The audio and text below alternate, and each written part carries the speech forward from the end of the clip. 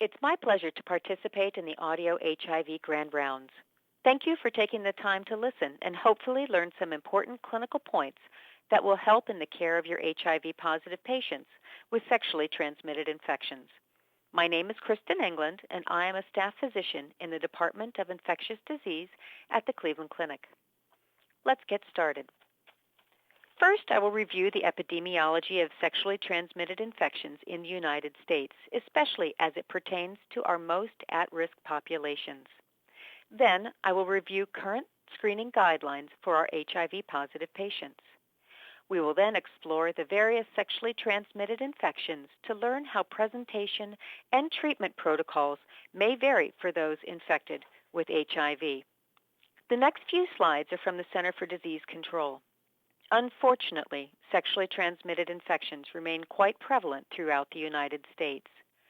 This slide shows the prevalence of asymptomatic chlamydia found in young women aged 16 to 24 years entering the National Job Training Program. This was found in 2010, and as you can see in the South, there was a quite high prevalence in some states. As high as 21% of young women were asymptomatically infected with chlamydia. Similar, though somewhat lower numbers of asymptomatic men were found as well. Again, in parts of the South, over 10% of young men carry chlamydia unknowingly. Data from the Gonococcal Isolate Surveillance Project began in 1986. This slide, also from the Center for Disease Control, shows the dramatic increase in urethral gonorrhea detected in men who have sex with men attending STD clinics, thus presumably symptomatic. By 2010, percentages approached nearly 30%. The STD Surveillance Network broke down STD clinic data into disease, anatomic site, and HIV status for 2010. As you can see, the percentages are across the board greater in HIV-infected men, with rectal chlamydia being the most prevalent.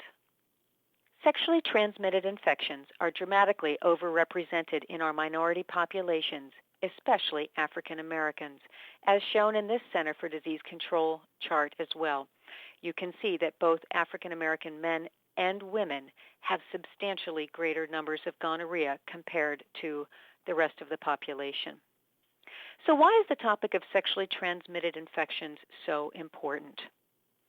Genital ulcers can cause breaks in the skin and allow HIV to enter more easily. Both ulcerative and non-ulcerative sexually transmitted infections also cause an inflammatory reaction, and this causes CD4 cells and other HIV target cells to be present in greater numbers in the genital tract. Thus, each of these allow for the easier acquisition of HIV. Sexually transmitted infections also increase the likelihood of an HIV-infected person transmitting HIV to another person.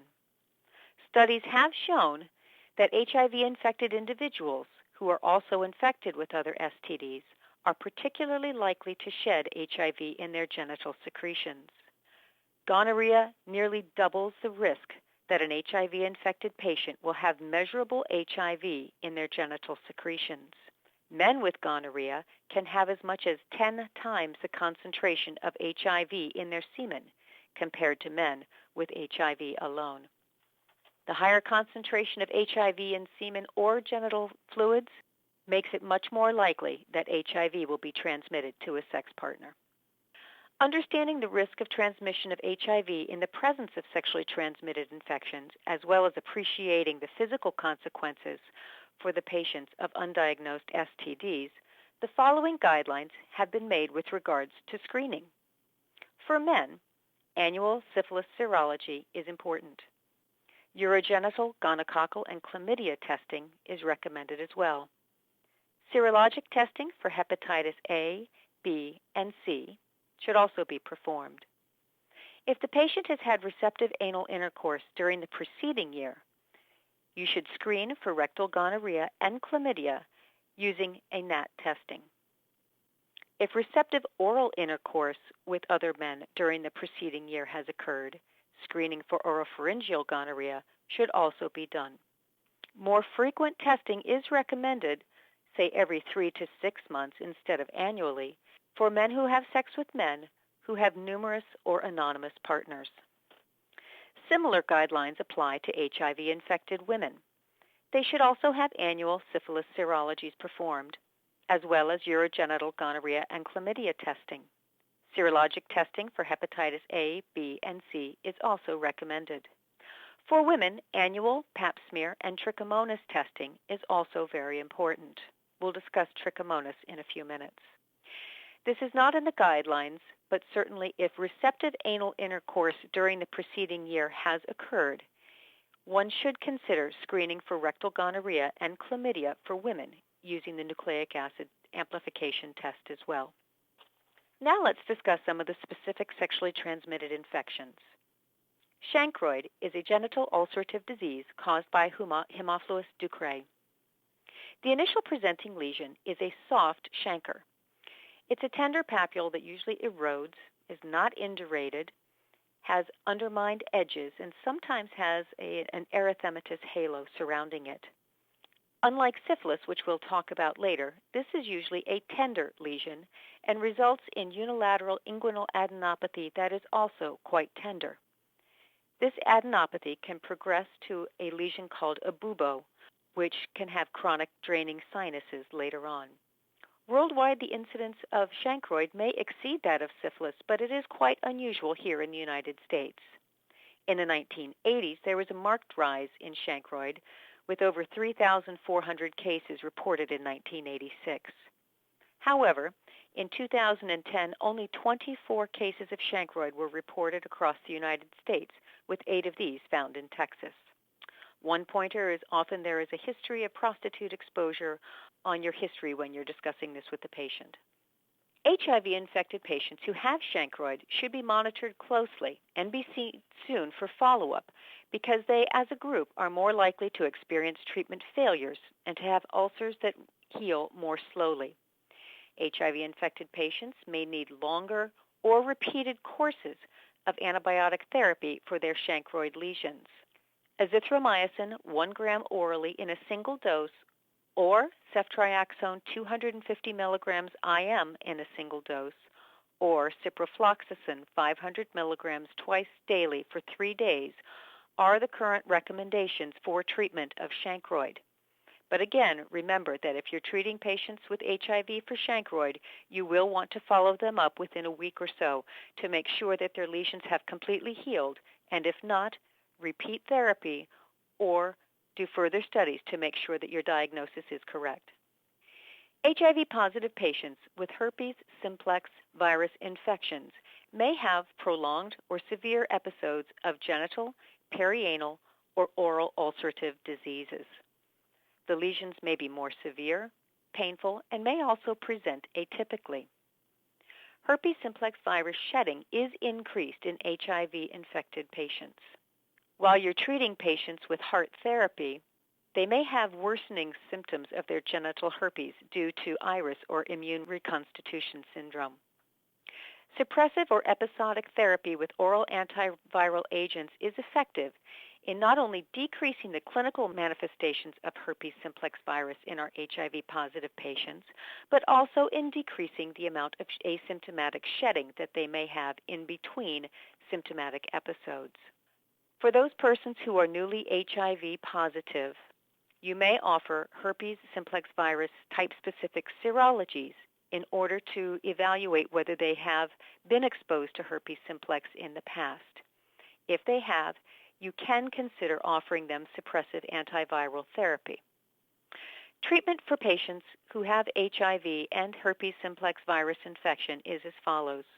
If you choose to offer suppression to the patients, acyclovir 400 milligrams to 800 milligrams twice a day or 3 times a day may be required. Famciclovir 500 milligrams twice daily or valacyclovir 500 milligrams twice daily can also be offered for suppressive treatment. If patients are having less frequent episodes, you may offer them simply episodic treatment. This includes acyclovir 400 milligrams 3 times a day for 5 to 10 days, famciclovir 500 milligrams twice daily for 5 to 10 days, or valacyclovir, a gram twice daily for the same time duration. If patients have persistent symptoms despite adequate treatment, you may need to consider herpes simplex virus resistance at this point in time. If the virus is resistant to acyclovir, this also implies that it is resistant to valacyclovir and most likely famciclovir. In these circumstances, you have the options of using either IV foscarnet, ID cidofovir, or topical imiquimod or topical cidofovir 1% gel, although the cidofovir gel must be compounded in a local pharmacy. Granuloma inguinale is another genital ulcerative disease that is caused by Klebsiella granulomatis. While it is rare in the United States, it is endemic in India, the Caribbean, Central Australia, and parts of Southern Africa. Treatment for patients infected with HIV is not any different than that for patients who are non-HIV infected. Doxycycline 100 milligrams orally twice a day needs to be given for at least 3 weeks or until the lesions have completely healed. Again, it is important to note the duration for treatment is at least 3 weeks or until the lesions have completely healed.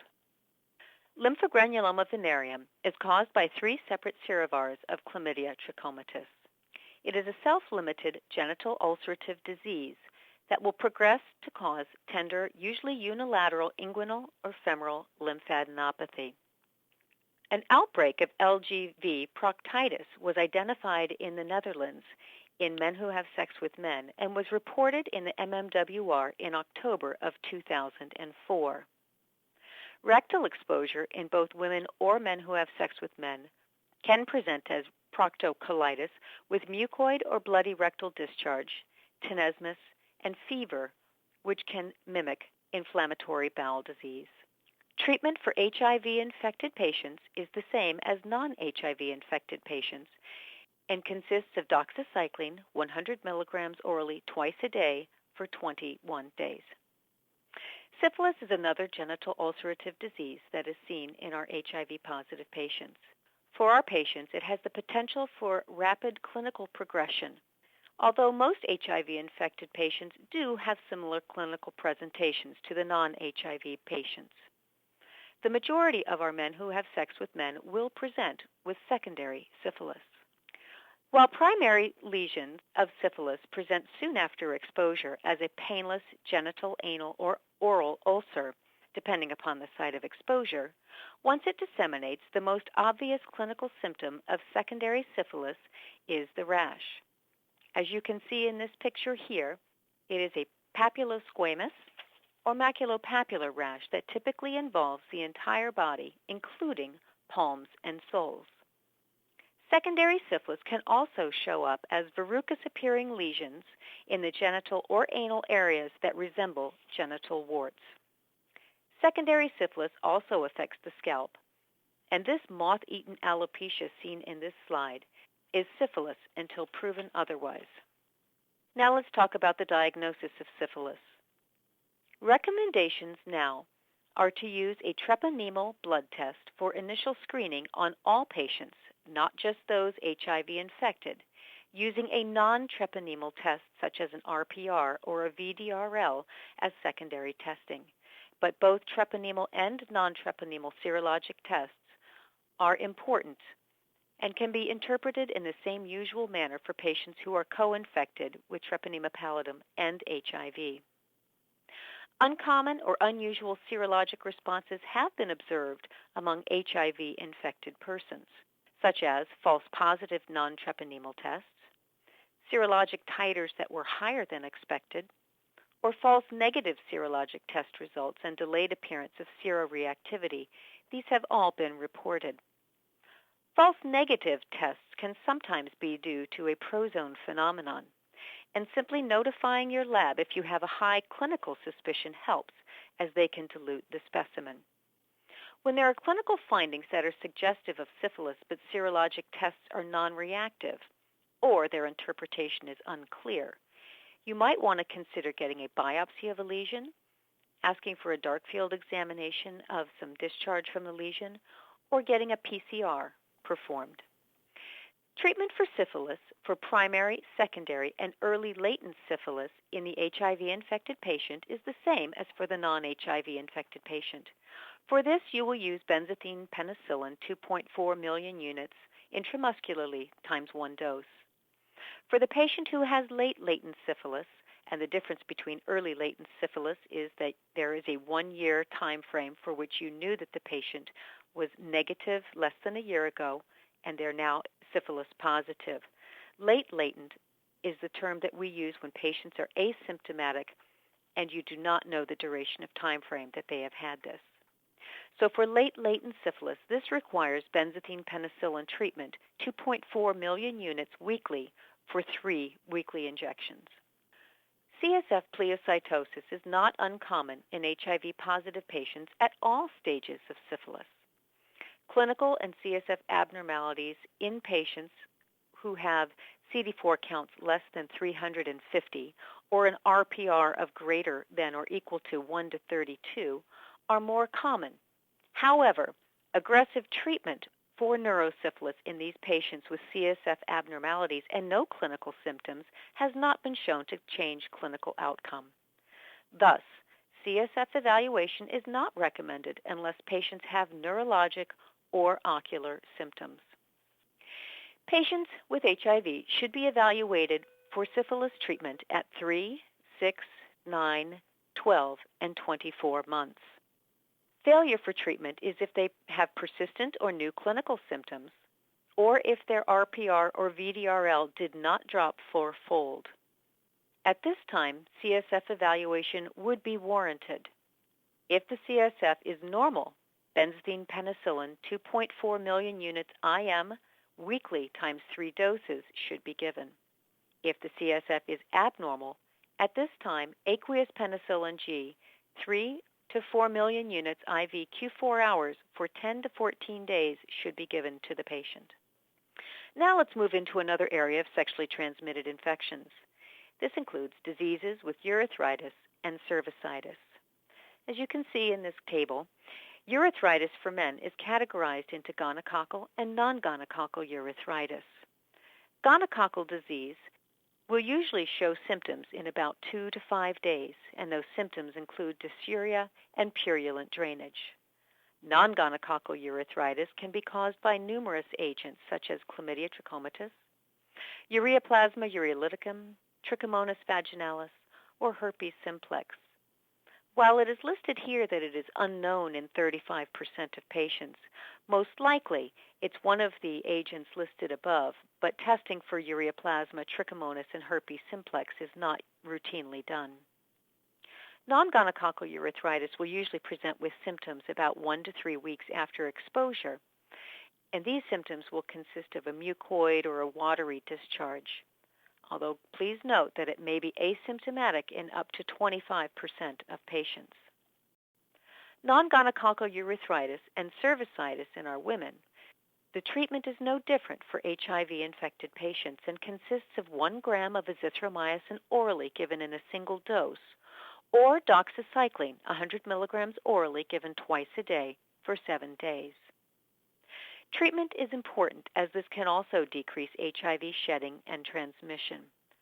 Always recommend to your patient that their sexual partners seek out treatment as well. Some states will allow for patient-delivered partner therapy, so please check with your state as this may be an important means of making sure that chlamydia or other diseases may be stopped. Gonococcal treatment is continuously evolving due to changing and concerning resistance patterns. The Gonococcal Isolate Surveillance Project, or GISP, was established in 1986. Throughout years of testing in numerous sites across the country and across the world, fluoroquinolone resistance was tracked. Based upon this, recommendations now are that fluoroquinolones should no longer be considered treatment options for gonorrhea due to increasing resistance. The CDC, because of concerns that are being raised about azithromycin and even cephalosporin resistance, now does not recommend azithromycin as monotherapy for routine treatment of gonorrhea. Dual therapy is the current recommendation, including a cephalosporin, such as ceftriaxone or cefixime, and either azithromycin or doxycycline for uncomplicated rectal and urogenital gonorrhea. For pharyngeal gonorrhea, ceftriaxone is the recommended cephalosporin, again with either azithromycin and doxycycline combined. Our next group of sexually transmitted infections is diseases characterized by vaginal discharge. Trichomonas vaginalis is prevalent in HIV-infected women, with studies showing ranges from 6.1 to 52.6% of HIV-infected women carrying trichomonas. Treatment of trichomonas has been shown to decrease HIV viral shedding. Annual screening for trichomonas is recommended for all HIV-infected women. Treatment, though, may be a little bit different. The single 2-gram dose of metronidazole has been found not to be as effective as metronidazole 500 milligrams twice daily for 7 days. One consideration is that bacterial vaginosis may be complicating the trichomonas infection.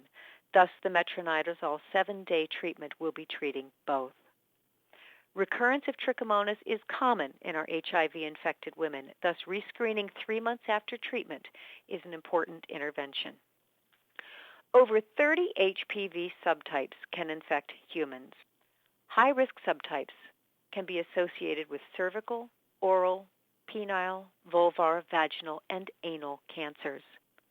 Subtypes 16 and 18 cause about 70% of the malignant cases in the United States, although, as listed here, other subtypes may be more prevalent in other parts of the world, so it is important to know where your patient may be coming from. Screening is very important for our HIV-infected patients. Annual cervical pap smear screening for all women with HIV infection is important. No guidelines are available for anal, pap smear, and HPV testing for women or men who have sex with men, but many experts recommend yearly screening. I will refer you to the Grand Rounds in this series given by Dr. Joel Palevsky for an excellent in-depth discussion on this topic. There are also no guidelines for oral HPV screening, but this is an area of focus for the future as we're seeing significant increases in oral and head and neck cancers. There is a quadrivalent vaccine that is available for women ages 9 to 26 and a bivalent vaccine as well. The quadrivalent HPV vaccine, though, only is recommended for men ages 9 to 26 years. As we wrap up this discussion on diagnosing and treating sexually transmitted infections in our HIV-positive patients, I do want to focus on 2 simple issues. Gannison et al. Recently reported on a 25-year longitudinal analysis of military personnel with HIV and syphilis yearly testing. Of the more than 4,000 military personnel who were tested, 5.8% were found to be infected with syphilis at the time of their new HIV diagnosis. An additional 8%, though, went on to develop syphilis after knowing their HIV diagnosis. This truly highlights the importance of prevention for positive programs that need to be implemented throughout our country. For those patients who have HIV, we need to make sure that they understand the importance of continuing to practice safe sex to avoid getting new infections and also transmitting this disease. While sexually transmitted infection treatment programs in our HIV-positive patients are important, let's not forget the most important intervention of all, preventing sexually transmitted infections and HIV in the first place. The CDC and HRSA continue to stress that early detection and treatment of curable STDs should become a major component of all HIV prevention programs at all levels, national, state, and local. In areas where sexually transmitted diseases that facilitate HIV transmission are prevalent, screening and treatment programs should be expanded. HIV testing should always be recommended for individuals who present or are suspected as having sexually transmitted diseases. HIV and STD prevention programs in the United States need to have both public and private sector responsibilities. Thank you very much for taking the time to listen to this program. Listed here are several excellent new and older resources to help answer any further questions you might have. Thank you, Kristen, for that excellent talk. We do appreciate you putting this talk together for us for our learning pleasure, and we thank the audience for having been with us today for this presentation. Please be sure to complete your CME form at the end of this program in order to obtain continuing medical education credit. We look forward to having you with us in future sessions and hope that this one was of benefit to you. Thank you, and we wish you a pleasant day.